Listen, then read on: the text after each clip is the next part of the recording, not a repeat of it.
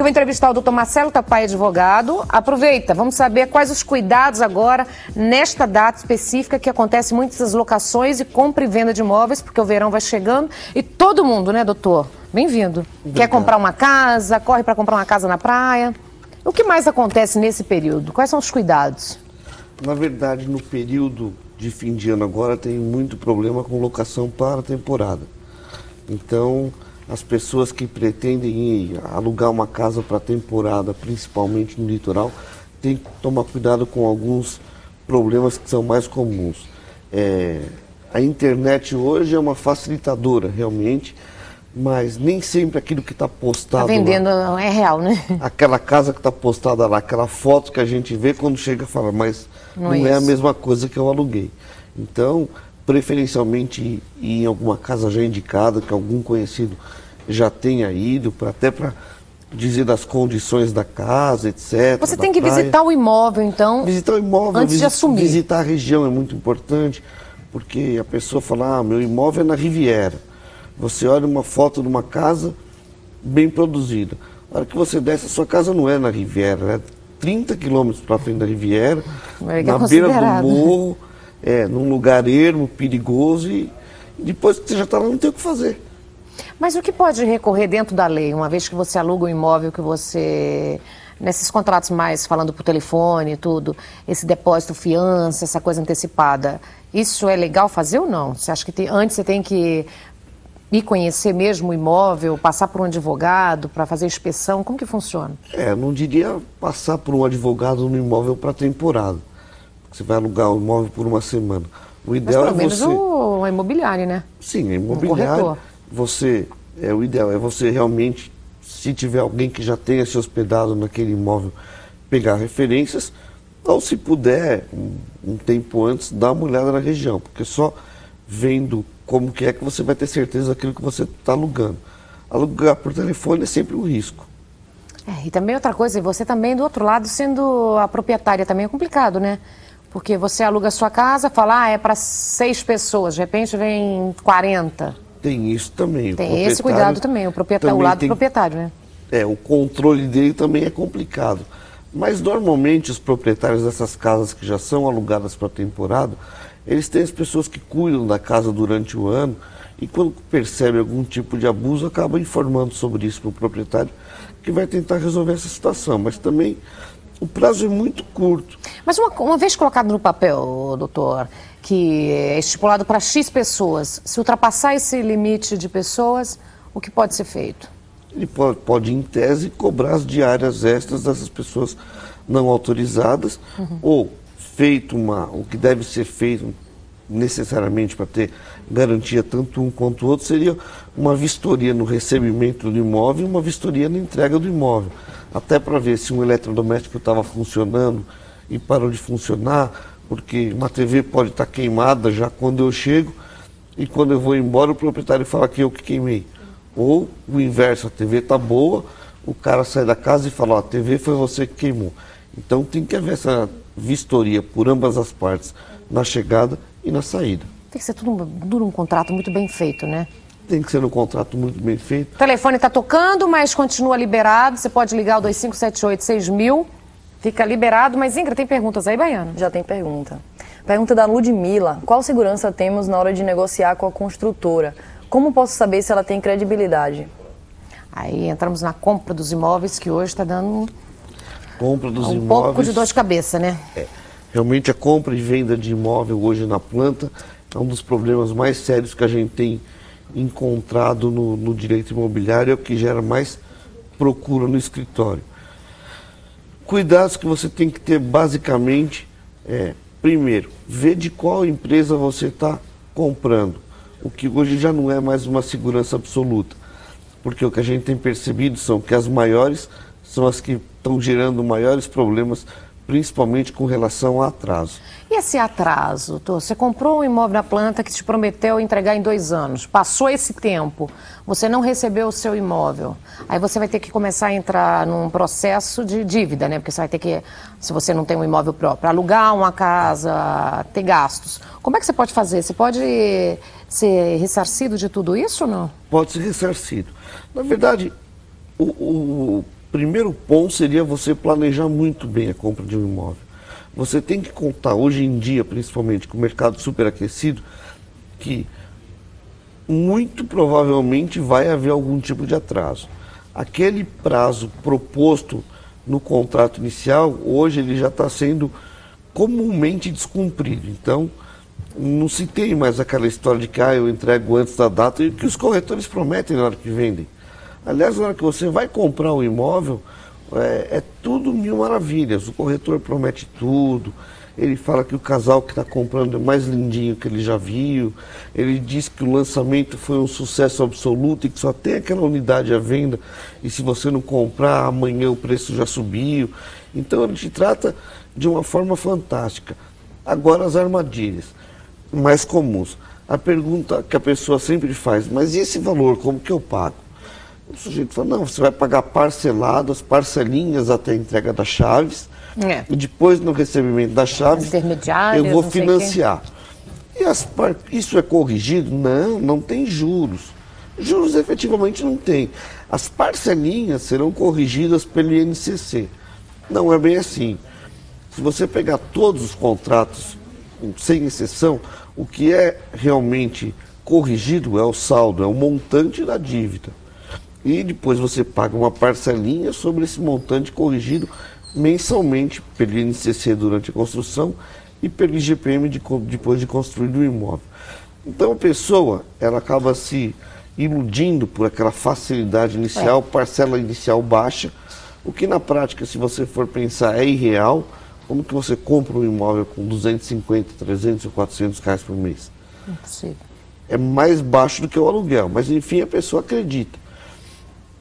Daí no mês seguinte, se ele devia 100 mil reais, incide o INCC, já foi para 100.500, ele paga aqui 400, por mês que vem ele já fica devendo 100.100. No mês seguinte, incide INCC, mais meio por cento. Sim, vai cada e daí vez ele mais. pagou 3 anos parcelinhas de 400 reais, e quando ele vai não sai financiar o imóvel que ele tinha comprado por 100 mil, ele está devendo 120. É o que mais acontece. O corretor também diz para ele, não se preocupa, não precisa comprovar renda, o senhor... Não é verdade. Os bancos, eles não emprestam dinheiro para quem tem nome sujo, que não precisa comprovar Serasa, SPC.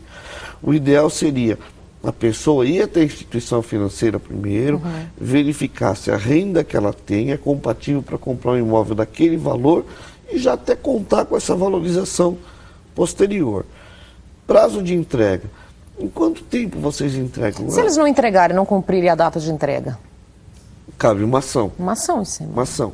Mas o ideal seria você se precaver por conta desses problemas. Mas se é um problema também, a pessoa está pagando e contando que aquela entrega também, você pode também entrar com ação contra... Sim, você pode. Você não só pode, como deve. O problema é você entrar com uma ação quando a obra está atrasada, não vai mudar em nada a data de entrega da obra. Mas não pode amenizar? Você vai amenizar um valor prejuízo. Um prejuízo. Você vai certamente receber uma indenização por dano material e uma indenização por dano moral. Mas muitas vezes, e o que a gente percebe na prática, é que o problema da pessoa ele é muito maior do que esse simples indenização que ela está buscando. O que eu percebo, as pessoas acreditam naquela data que está estipulada no folheto. Projetam tudo naquela data específica. O corretor jura para a pessoa que ela vai receber naquela data específica. Eles nunca falam de prazo suplementar ou de carência de 180 dias, que, diga-se de passagem, é legal, mas que permeia a maioria dos contratos imobiliários. E essa empresa entrega em dia, eles sacam outro caderno debaixo da mesa, folheia, todos entregues antes do prazo, a gente prima por entregar antes do prazo, a gente quer surpreender a pessoa muito, né? com tudo que for prometido pelo corretor, ou pelo preposto, ou pelo funcionário da imobiliária. Tem que ser no se papel não tiver também, no folheto, papel timbrado, ele escreve, se identifica, assina. Por quê? A pessoa, quando vai comprar um imóvel e se planeja naquele, não pode ser justo, porque ele muitas vezes paga aluguel, ele soma a parcela do que ele paga de aluguel e a parcela própria do financiamento, que dizem para ele que vão entregar daqui 2 anos. Ele tem um pé de meia para esses 2 anos. Se demorar 2 anos e meio, 3 anos, ou ele vai parar de pagar aluguel, ou ele vai ficar inadimplente. A construtora vai querer tomar o imóvel dele devolver 30%. Certo, doutor. E quando que a gente consegue, por exemplo, se você não conseguiu pagar essas parcelas, as intermediárias que tinha, quantas parcelas, quanto tempo depois, ou quantas parcelas, que poderia dizer assim, você pode perder esse imóvel? Como Então, funciona isso? Os contratos geralmente falam que o não Porque a pagamento... gente sabe isso quando não paga condomínio, já existe, né? Quero saber nessa compra de imóvel. Na verdade, os contratos normalmente dizem que a pessoa que se tornar inadimplente por 90 dias, o contrato está rescindido de pleno direito, ou seja, está desfeita aquela contratação e tudo que a pessoa pagou até aquele momento, uma boa parte, e algumas empresas falam em até 70%, elas vão ficar retidas para despesas de venda, despesas de publicidade, o que é legal. O judiciário hoje tem entendido, firmado o entendimento que, no caso da pessoa não suportar o pagamento, que a empresa pode reter no máximo de 10% a 15% do valor pago. Para suportar. É muito pouco tempo, 90 dias, né? É muito.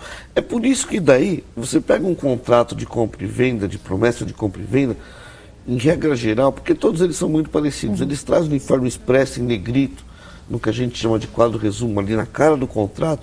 Prazo de entrega, janeiro de 2010, sem nenhuma ressalva. A publicidade do imóvel traz prazo de entrega, janeiro de 2010, sem nenhuma ressalva.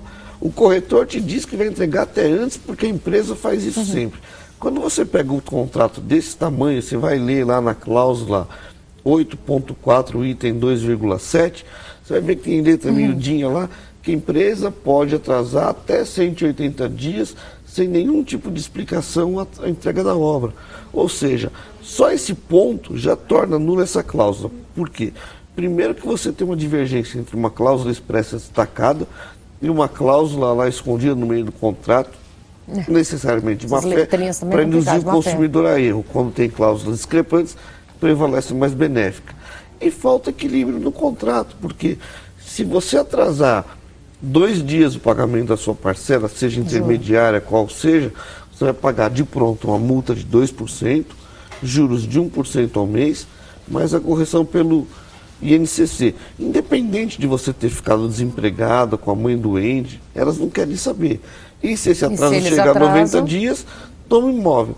Eles atrasam 180 sem consequência nenhuma. Absurdo. Né? Tem mais perguntas para você na internet. Diga, minha baiana. Pergunta do Pedro. Num prédio em que moro há 16 anos, a corretora faliu. Então eu não tenho os documentos registrados em cartório, apenas o documento que confirma que eu paguei o prédio. Como posso resolver isso? Importante. Tem que correr atrás o quanto antes e você vai resolver isso só por via judicial.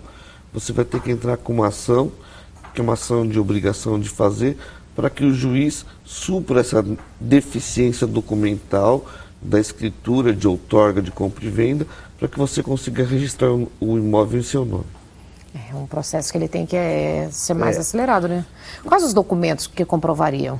A escritura pública de compra e venda. Só esse documento que ele tem já ajudaria? Esse documento que ele tem... Mas mesmo em falência, mesmo quando a firma faliu, e aí? É uma coisa mais difícil, na né? Verdade, a quem você vai recorrer? Na verdade, eu estou falando em linhas gerais, em tese... Só se essa empresa tiver outros bens, né? Não, mas pelo que eu entendi da pergunta, ele já está de posse do imóvel. A empresa, depois que ele pegou o imóvel, ela só não transferiu a escritura, ou ele não tem o documento definitivo de propriedade. A empresa sumiu, faliu, fechou, ou seja, ele está de posse do imóvel. Nos últimos 16 anos ninguém questionou a propriedade, ele quer só regularizar o imóvel, pelo que eu entendi da pergunta. Na verdade, precisaria estudar o caso mais a fundo. Se for só isso, você consegue resolver.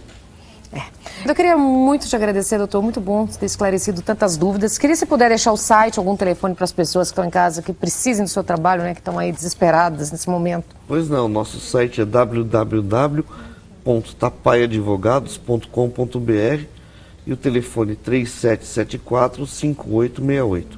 3774-5868. 66 também, né? 66 também. Obrigadíssima, viu? Obrigado a vocês, estou à disposição.